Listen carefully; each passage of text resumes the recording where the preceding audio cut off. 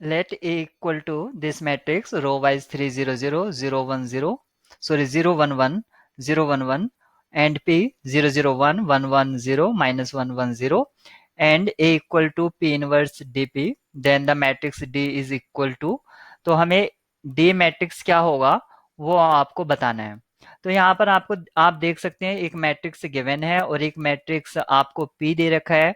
तो यहाँ पर P इनवर्स की बात करिए है, तो ये जो मैट्रिक्स P होगा ये आपका इसका जो डिटर्मिनेंट है वो नॉन जीरो होगा। आप इजीली वेरीफाई भी कर सकते हैं। यहाँ पर देखिए 2/2 का आपको सब मैट्रिक्स मिल रहा है, 1 + 1 यानी कि 2, और इसका ये रहा 1, यानी कि कोफैक्टर, और इसका एलिमेंट, सॉरी, कोफैक्टर और एलिमेंट मिलकर नॉन जीरो दे रहे हैं हमें, तो यहाँ पर डिटर्मिनेंट इसका नॉन जीरो है।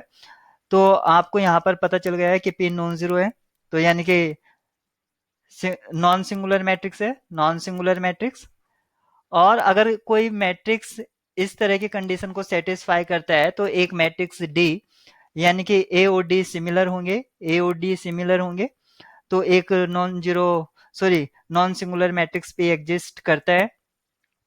तो हमें ये बताना है कि यहाँ पर डी क्या होगा। तो डी जो है यहाँ पर आप देख सकते हैं सारे के सारे एंट्रीज आपको डायगोनल में दी गई है, सिर्फ एक नॉन डायगोनल मैट्रिक्स ये है और ये भी आपका डायगोनल मैट्रिक्स है।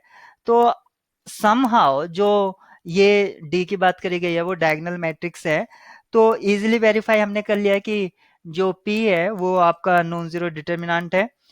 अब कुछ कंडीशंस होती हैं जो सिमिलर मैट्रिक्स के लिए जरूरी होती है। तो सिमिलर मैट्रिक्स, अगर कोई मैट्रिक्स है ए और बी, तो हम इसको सिमिलर कब कहेंगे, जब ए को हम लिख सकते हैं पी इनवर्स बी पी, यानी कि ये पी पी जो मैट्रिक्स है यहाँ पर उसका determinant not equal to zero होना चाहिए। और properties of similar matrix, properties of similar matrix, ये हमारी कुछ प्रॉपर्टीज होती हैं सिमिलर मैट्रिक्स की, जैसे कि सिमिलर मैट्रिक्स एक इक्विवेलेंस रिलेशन होता है, इक्विवेलेंस रिलेशन। दूसरा आपका ये होता है कि उसकी जो रैंक होती है, यानी कि ये यहाँ अगर ए और बी दो सिमिलर मैट्रिक्स है तो रैंक सेम होगा, उनका रैंक सेम है।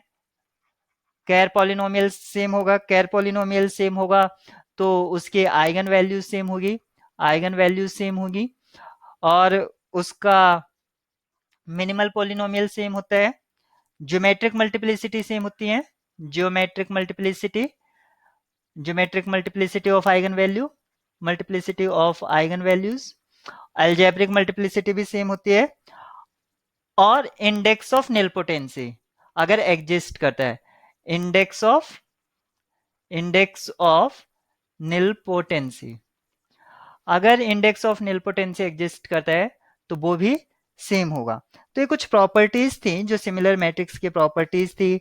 ऐसे ही किसी मैट्रिक्स को डायगोनल मैट्रिक्स तब कहते हैं जब हमें एक मैट्रिक्स ऐसा मिल जाए जिसके एंट्रीज डायगोनल में हो, लेकिन वो एंट्री किस ऑर्डर में होगी ये हम नहीं बता सकते हैं इजीली। यानी कि एक मैट्रिक्स को डायगोनलाइजेबल कहेंगे डी के जब ए जो है वो इस तरह की कंडीशन को सेटिस्फाई कर ले, S inverse A S equal to D, यानी कि यहाँ पर जैसे कि ऊपर मैंने बताया था यहाँ पर हमने पी ले लिया था, तो एस एक नॉन जीरो डिटर्मिनेंट, एस का जो डिटर्मिनेंट होगा वो नॉन जीरो होगा, यानी कि नॉन सिंगुलर मैट्रिक्स होगा। अगर एक यहाँ पर नोट पॉइंट और नोट पॉइंट याद रखेंगे कि अगर ऑल आइगन वैल्यूज अगर डिफरेंट होंगी, अगर all eigen values are different then matrix is also diagonalizable, ये आप लिख सकते हैं। और वो सारी की सारी प्रिंसिपल डायगोनल में ही आएंगी। तो अगर कोई आपका एमसीक्यू बेस्ड क्वेश्चन है तो अगर डायगोनल मैट्रिक्स के बारे में पूछा गया है तो समहाउ वो डायगोनल में अपीयर होगी, लेकिन किस ऑर्डर में अपीयर होगी ये कुछ नहीं कह सकते।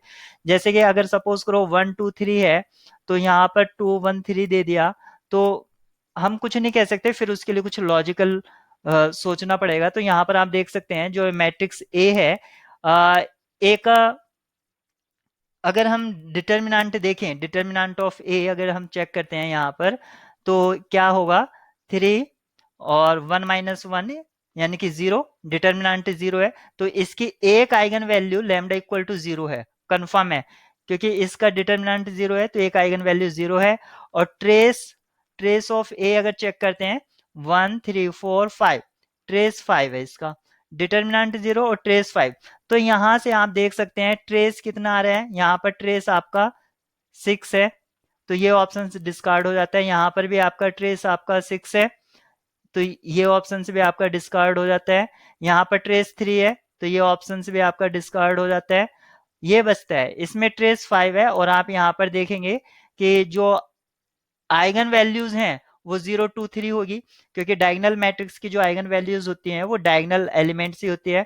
अगर इसकी आइगन वैल्यूज लैम्डा आईज अगर 0 2 और 3 हो जाए, तो यहाँ पर इनका सम ट्रेस होगा जो कि 5 आ रहा है, और मल्टीप्लाई यानी कि इनका इनका प्रोडक्ट आपका 0 होगा, तो जो दोनों कंडीशन को इसको सेटिस्फाई कर रहा है, तो इसलिए हमारा ऑप्शन डी यहाँ पर ट्रू होगा। अदरवाइज आप इसके determinant of A minus lambda I, इस तरह से भी, ए आपको मैट्रिक्स गिवन है उस तरह से भी आप अगर प्रोसीड करेंगे, तो तब भी आप इसके आइगन वैल्यूज को इवेल्युएट कर सकते हैं, लेकिन वो समहाउ आपके लिए थोड़ा लेंदी प्रोसेस हो जाएगा, तो इसलिए उस प्रोसेस से बचें। तो जैसे कि हमने यहाँ से किया डिस्कार्ड, यही प्रोसेस सॉर्ट होता है और इसी को अप्लाई करना चाहिए।